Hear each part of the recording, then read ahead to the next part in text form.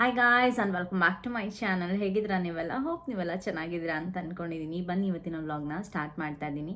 ಇವತ್ತಿನ ವ್ಲಾಗಲ್ಲಿ ಜೊತೆ ನಿಮಗೆ ಕೆಲವೊಂದು ಟಿಪ್ಸ್ ಆ್ಯಂಡ್ ಟ್ರಿಕ್ಸ್ನ ನಾನು ನಿಮಗೆ ಶೇರ್ ಮಾಡ್ತಾ ಇದ್ದೀನಿ. ಸೊ ಅದೇನಪ್ಪ ಅಂತ ಹೇಳಿದರೆ, ಸೆಲೆಬ್ರಿಟಿಗಳ ಸ್ಕಿನ್ ಯಾವಾಗಲೂ ಚೆನ್ನಾಗಿರುತ್ತಲ್ಲ, ಯಾವಾಗಲೂ ಅಷ್ಟೊಂದು ಗ್ಲೋ ಇರುತ್ತಲ್ಲ ಹೇಗೆ ಅಂತ ನಂಗೆ ಸುಮಾರು ಸರಿ ಕ್ವೆಶನ್ನು ಬರ್ತಾನೆ ಇತ್ತು.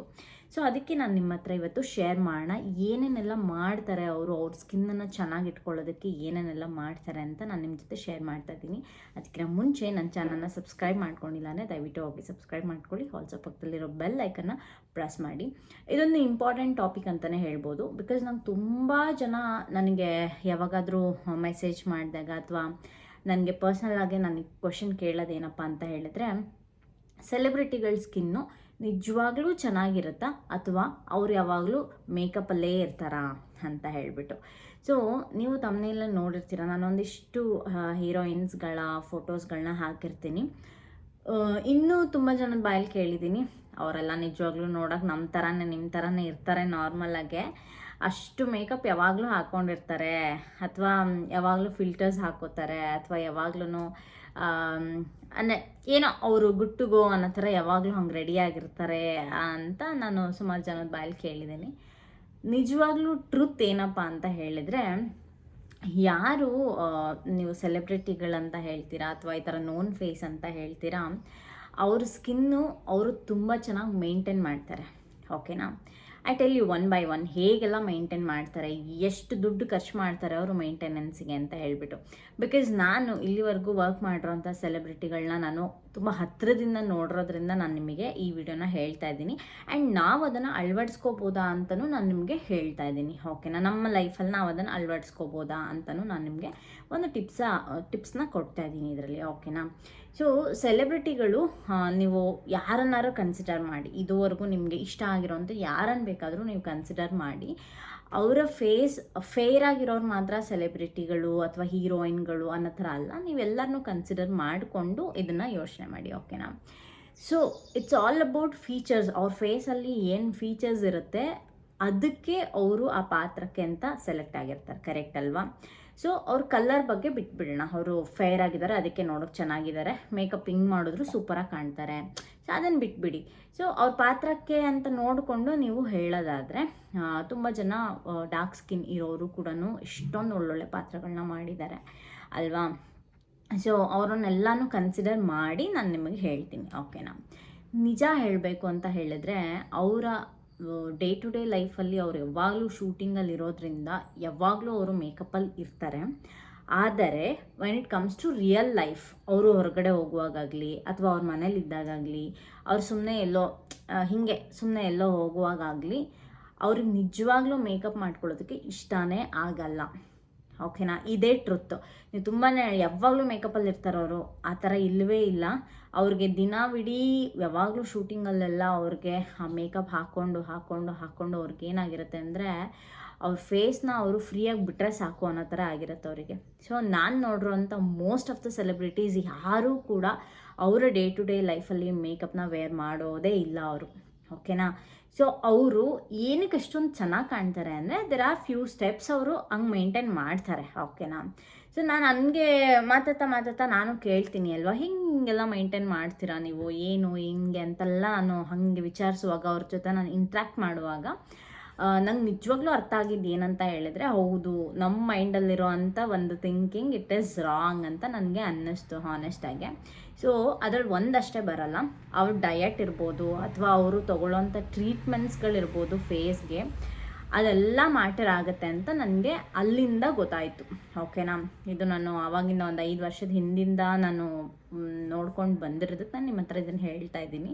ಅವ್ರಿಗೆ ನಿಜವಾಗ್ಲೂ ಮೇಕಪ್ ಹಾಕ್ಕೊಳ್ಳೋದಕ್ಕೆ ಇಷ್ಟನೇ ಆಗಲ್ಲ ಡೇ ಟು ಡೇ ಲೈಫಲ್ಲಿ. ಹಾರ್ಡ್ಲಿ ಅವರು ಒಂದು ಲಿಪ್ಸ್ಟಿಕ್ ಹಾಕ್ಕೋಬೋದು, ಇಲ್ಲ ಒಂದು ಮಾಯ್ಶ್ಚರೈಸರ್ ಹಾಕ್ಕೋಬೋದು ಅಷ್ಟೇ. This is not makeup. Okay? Makeup ಅಂದರೆ ಲಿಪ್ಸ್ಟಿಕ್ಕು, ಕಾಜಲ್ಲು, ಫೌಂಡೇಶನ್ನು, ಪೌಡರ್ ಎಲ್ಲನೂ ಮಾಡಿಕೊಂಡ್ರೆ ದಟ್ ಈಸ್ ಕಾಲ್ಡ್ ಮೇಕಪ್. ನೀವು ಎವ್ರಿ ಡೇ ಏನು ಲಿಪ್ಸ್ಟಿಕ್ಕು, ಕಾಜಲ್ ಅಥವಾ ಒಂದು ಮಾಯ್ಶ್ಚರೈಸರ್ ಹಾಕೋತೀರಾ, ಅದನ್ನು ಮೇಕಪ್ ಅಂತ ಕನ್ಸಿಡರ್ ಮಾಡೋಕ್ಕಾಗಲ್ಲ. ಬಿಕಾಸ್ ಅದು ನಿಮ್ಮದು ರೊಟೀನ್ ಅಂತ ಹೇಳ್ಬೋದು ಅಷ್ಟೇ. ಓಕೆನಾ? ಸೊ ಅದನ್ನು ನೀವು ಎವ್ರಿ ಡೇ ಬೇಕಾದರೂ ಮಾಡ್ಬೋದು, ಏನು ತೊಂದರೆ ಇಲ್ಲ. ಬಟ್ ಯಾವಾಗ ನೀವು ಫೇಸ್ಗೆ ಫೌಂಡೇಶನ್ನು, ಮಾಯ್ಶ್ಚರೈಸರ್ ಎಲ್ಲ ಸ್ಟೆಪ್ ಎಲ್ಲ ಹಾಕೋತೀರ, ದಟ್ ಈಸ್ ಕಾಲ್ಡ್ ಮೇಕಪ್ ಅಂತ ಹೇಳೋದು ಕಂಪ್ಲೀಟಾಗಿ. ಓಕೆನಾ? ಸೊ ಮತ್ತು ಅವ್ರು ತೊಗೊಳ್ಳೋಂಥ ಟ್ರೀಟ್ಮೆಂಟ್ಸ್ಗಳಿರ್ಬೋದು, ಕೆಲವೊಬ್ಬರು ನೀವೊಂದು 5 ವರ್ಷದ ಹಿಂದೆ ನೋಡಿದಾಗ ಫುಲ್ಲು ಡಾರ್ಕ್ ಆಗಿರ್ತಾರೆ, ಇನ್ನೊಂದು 5 ವರ್ಷ ಬಿಟ್ಟು ನೋಡಿದಾಗ ಫುಲ್ಲು ಒಂಥರ ಅವ್ರ ಲುಕ್ಕು ಮತ್ತು ಅದೆಲ್ಲ ಚೇಂಜ್ ಆಗಿರುತ್ತೆ. ಇದೆಲ್ಲ ಹೆಂಗೆ ಸಾಧ್ಯ ಅಂತ ನನ್ನನ್ನು ಕೇಳೋದಾದರೆ ವರ್ಕೌಟ್, ಓಕೆನಾ. ಜಿಮ್ಮಿಗೆ ಹೋಗಿ ವರ್ಕೌಟ್ ಮಾಡಿ ಒಳ್ಳೆ ಡಯಟ್ನ ಮೇಂಟೈನ್ ಮಾಡಿದ್ರೆ ಡೆಫಿನೆಟ್ಲಿ ಅದೇ ಅವ್ರಿಗಿರೋಂಥ ಸ್ಕಿನ್ನು ನಮಗೂ ಬರುತ್ತೆ. ಬಟ್ ನಾವು ಆ ಥರ ಡೆಡಿಕೇಶನ್ ಕೊಟ್ಬಿಟ್ಟು ನಾವು ಡೆಫಿನೆಟ್ಲಿ ಮಾಡೋದಿಲ್ಲ, ಓಕೆನಾ. ಅವರು ಯೋಗ ಮಾಡ್ತಾರೆ, ಅವ್ರ ರೊಟೀನ್ಗಳು ನಿಜವಾಗ್ಲೂ ತುಂಬ ಚೆನ್ನಾಗಿರುತ್ತೆ. ಕೆಲವೊಬ್ರ ಹತ್ರ ನಾನು ಇಂಟ್ರ್ಯಾಕ್ಟ್ ಮಾಡುವಾಗ ಇಷ್ಟೆಲ್ಲ ಹಿಂಗೆಲ್ಲ ಮಾಡ್ತಾರಾ, ನಾವು ಯಾಕೆ ನಮ್ಮ ರೆಗ್ಯುಲರ್ ಲೈಫಲ್ಲಿ ಹೀಗೆಲ್ಲ ಇರಲ್ಲ ಅಂತ ಅನಿಸುತ್ತೆ ಆನೆಸ್ಟಾಗಿ ಹೇಳ್ಬೇಕಂದ್ರೆ. ಅವ್ರು ಬೆಳಗ್ಗೆ ಬೇಗ ಎದ್ದೊಳ್ತಾರೆ, ಯೋಗ ಮಾಡ್ತಾರೆ, ಇಲ್ಲ ಅಂತ ಹೇಳಿದರೆ ಜಿಮ್ಮಿಗೆ ಹೋಗ್ತಾರೆ, ವರ್ಕೌಟ್ ಮಾಡ್ತಾರೆ. Gym can change anything, I tell you. ನಿಜವಾಗ್ಲೂ ಜಿಮ್ ಕ್ಯಾನ್ ಚೇಂಜ್ ಎನಿಥಿಂಗ್. ಒಂದು 60 ವರ್ಷ ಇರೋರನ್ನ 40 ವರ್ಷಕ್ಕೆ ತಂದು ನಿಲ್ಲಿಸ್ಬಿಡತ್ತದು. ಅಷ್ಟು ಡೆಡಿಕೇಶನ್ ಇಟ್ಟು ಮಾಡಬೇಕು ನಾವು. ನಮ್ಮ ಸ್ಕಿನ್ನು ಎಕ್ಸ್ಪ್ಯಾಂಡ್ ಆದಂಗೂ ನಮ್ಮ ಲುಕ್ಕು ಸ್ವಲ್ಪ ಚೆನ್ನಾಗೇ ಆಗುತ್ತೆ. ನಾವು ಒಂಥರ ತುಂಬ ಸ್ಕಿನ್ನಿ ಇದ್ದಾಗ ನಾವು ಚೆನ್ನಾಗಿ ಜಿಮ್ ಮಾಡಿ ಒಳ್ಳೆ ಮಸಲ್ನ ಗೇನ್ ಮಾಡಿದ್ರೆ ಸೂಪರಾಗಿ ಕಾಣ್ತೀವಿ. ಆ ಥರ ನಮ್ಗೆ ಒಂದು ಪರ್ಫೆಕ್ಟ್ ಬಾಡಿ ಶೇಪ್ ಬೇಕಂದ್ರೆ ನಾವು ಜಿಮ್ಮಿಗೆ ಹೋಗಬೇಕು. ಸೊ ನೀವು ಮನೆಯಲ್ಲಾದರೂ ಮಾಡಿ, ಹೊರಗಡೆನಾದರೂ ಮಾಡಿ. ಜಿಮ್ಮು ಒಂಥರ ಚೆನ್ನಾಗಿ ನಮ್ಮ ಒಂದು ರೆಗ್ಯುಲರ್ ಲೈಫಲ್ಲಿ ಅದು ಒಂದು ಅಡಾಪ್ಷನ್ ಆದರೆ ನಿಜವಾಗ್ಲೂ ಜಿಮ್ ನಮ್ಮ ಸ್ಕಿನ್ನನ್ನು, ನಮ್ಮ ಸ್ಕಿನ್ ಟೋನನ್ನು ಕೂಡ ಚೇಂಜ್ ಮಾಡೋ ಅಷ್ಟು ಪವರ್ ಜಿಮ್ಗಿದೆ, ಓಕೆನಾ. ಜಿಮ್ ಅಥವಾ ಯೋಗ ಎರಡನ್ನೂ ನೀವು ಯಾವ್ದು ಬೇಕಾದ್ರೆ ಕನ್ಸಿಡರ್ ಮಾಡ್ಬೋದು. ನೆಕ್ಸ್ಟ್ ಕಮ್ಸ್ ಡಯಟ್, ಓಕೆನಾ. ಡಯಟ್ ನಾವೇನು ತಿಂತೀವಲ್ಲ ರೆಗ್ಯುಲರ್ ಲೈಫಲ್ಲಿ, ದಟ್ ಈಸ್ ನಾಟ್ ಡಯಟ್. ಆಮೇಲೆ ಇಷ್ಟು ದೊಡ್ಡ ತಟ್ಟೆ ತುಂಬ ಎಲ್ಲ ಒಂದು ಚುಚ್ಚೂರು ಇಷ್ಟು ತಿಂದರೆ that is also not diet, ಆಯಿತಾ. ಸೊ ಡಯಟ್ ಅಂದರೆ ಅದಕ್ಕಂತಲೇ ಒಂದು ಸೆಪ್ರೇಟಾಗೆ ನೀವು ಫುಡ್ನ ಪ್ರಿಪೇರ್ ಮಾಡಬೇಕಾಗತ್ತೆ. ನಾವು ರೆಗ್ಯುಲರ್ ಲೈಫಲ್ಲಿ ನಾವು ಏನು ತಿಂತೀವಿ ಅದೆಲ್ಲ ನಿಜವಾಗ್ಲೂ ಡಯಟಲ್ಲಿ ಏನೂ ಬರಲ್ಲ. ನೀವು ಶುಗರ್ ಮತ್ತು ಸಾಲ್ಟ್ ಇದು ಎರಡನ್ನ ನೀವು ನಿಮ್ಮ ಲೈಫಲ್ಲಿ ಒಂದು ವರ್ಷ ಕಟ್ ಆಫ್ ಮಾಡಿ, ನಿಮಗೆ ಚೇಂಜಸ್ ಗೊತ್ತಾಗುತ್ತೆ ಏನು ಅಂತ ಹೇಳ್ಬಿಟ್ಟು. ಇದನ್ನೆಲ್ಲ ನಾನು ಏನು ಮಾಡ್ತೀನಿ ಅಂತ ನಾನು ಹೇಳ್ತಿಲ್ಲ. ನಾನು ಶುಗರ್ನ ಕಟ್ ಆಫ್ ಮಾಡಿದ್ದೀನಿ, ಬಟ್ ಸಾಲ್ಟ್ ನಿಜವಾಗ್ಲೂ ನನ್ನ ಕೈಯಲ್ಲಿ ಆಗೋದೇ ಇಲ್ಲ. ಬಟ್ ನಾನು ಮೇಜರ್ಲಿ ಅಬ್ಸರ್ವ್ ಮಾಡಿರೋಂಥ ಒಂದು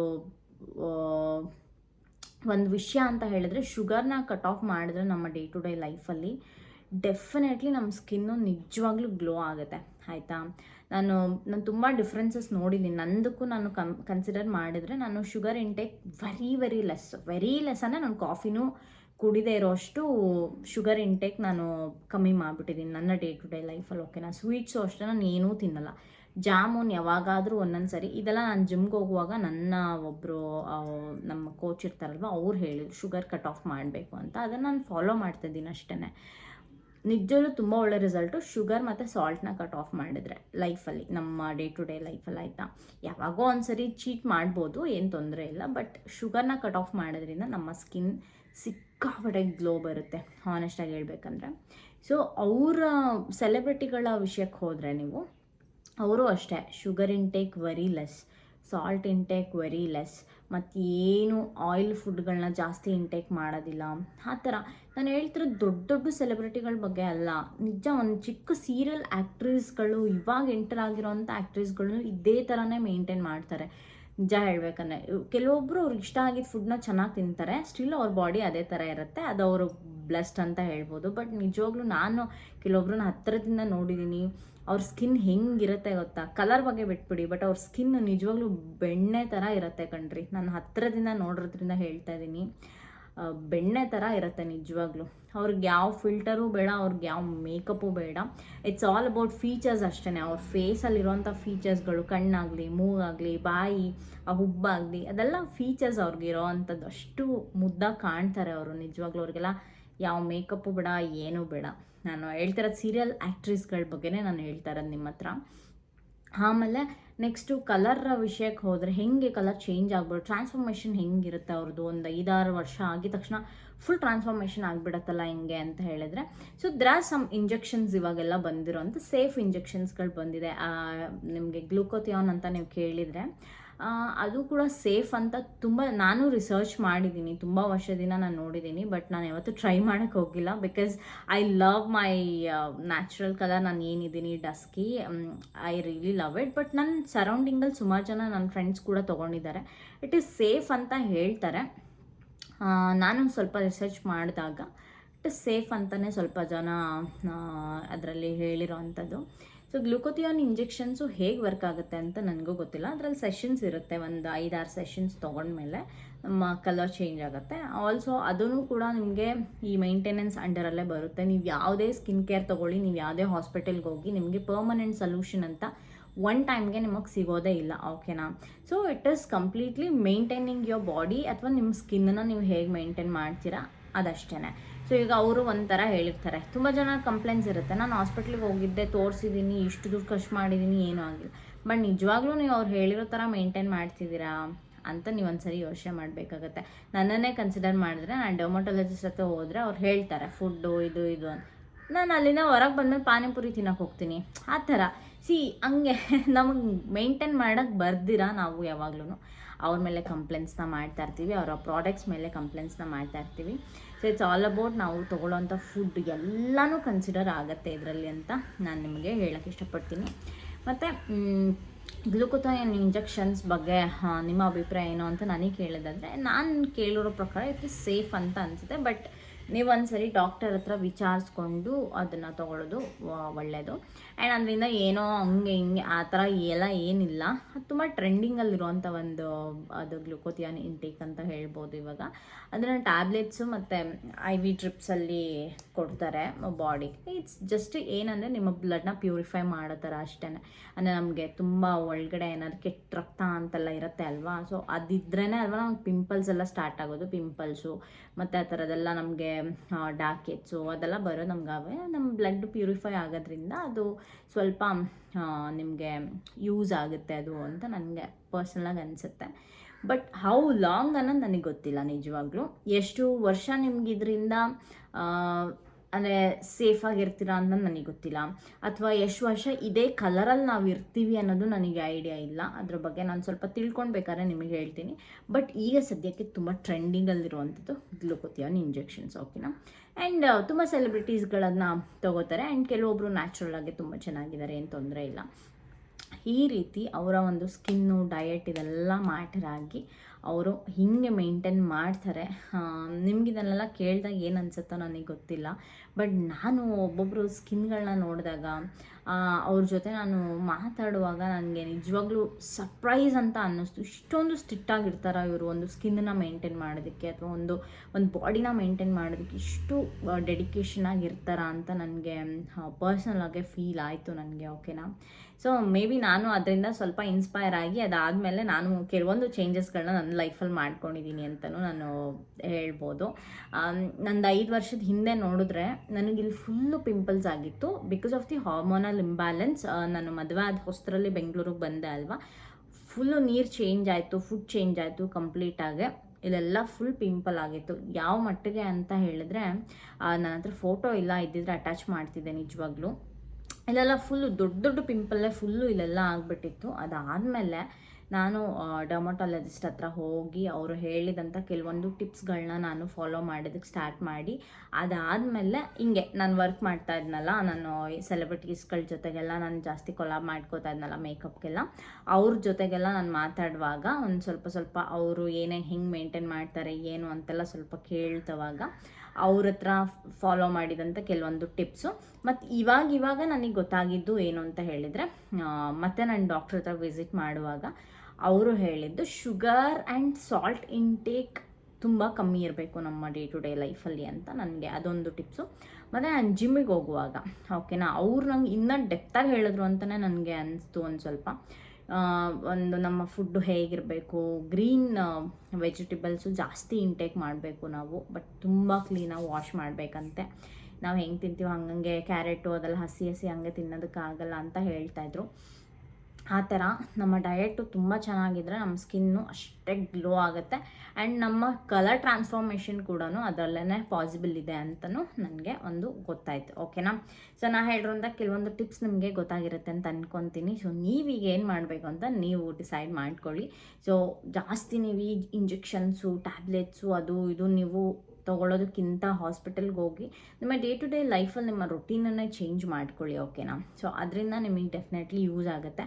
ಸೊ ನೀವು ಜಾಸ್ತಿ ಟ್ಯಾಬ್ಲೆಟ್ಸ್ ಇಂಟೇಕು ಇನ್ನು 18, 19, 20s ನಾನು ನೋಡ್ತಾ ಇರೋಂಗೆ ಡರ್ಮಟಾಲಜಿಸ್ಟ್ ಹತ್ರ ಬರೀ ಅವರೇ ಇರ್ತಾರೆ ಅಲ್ಲಿ, ಆಯಿತಾ. ಇನ್ನು ಚಿಕ್ಕ ಚಿಕ್ಕ ಹುಡುಗಿರು, ಕಾಲೇಜ್ ಗೋಯಿಂಗ್ ಹುಡುಗಿರು ತುಂಬ ನೀವು ಟ್ಯಾಬ್ಲೆಟ್ಸ್ನ ಇಂಟೇಕ್ ಮಾಡ್ತಾ ಇದ್ದೀರಾ ಅಂತ ಅಂದರೆ ಮೇ ಬಿ ಅದು ನಿಮಗೆ ಫ್ಯೂಚರಲ್ಲಿ ಮಗು ಆಗೋ ಟೈಮಲ್ಲೆಲ್ಲ PCOD ಆ ಥರದ್ದು ಏನಾದ್ರು ಪ್ರಾಬ್ಲಮ್ಗಳು ಬರ್ಬೋದು ಅಂತ ನನಗೆ ಪರ್ಸ್ನಲಾಗಿ ನನಗೆ ಅನಿಸುತ್ತೆ. ತುಂಬ ಟೂ ಮಚ್ ಆಫ್ ಟ್ಯಾಬ್ಲೆಟ್ಸು ಅಷ್ಟು ಒಳ್ಳೆಯದಲ್ಲ ದೇಹಕ್ಕೆ ಅಂತ ಪರ್ಸ್ನಲಾಗಿ ನನಗನ್ಸುತ್ತೆ.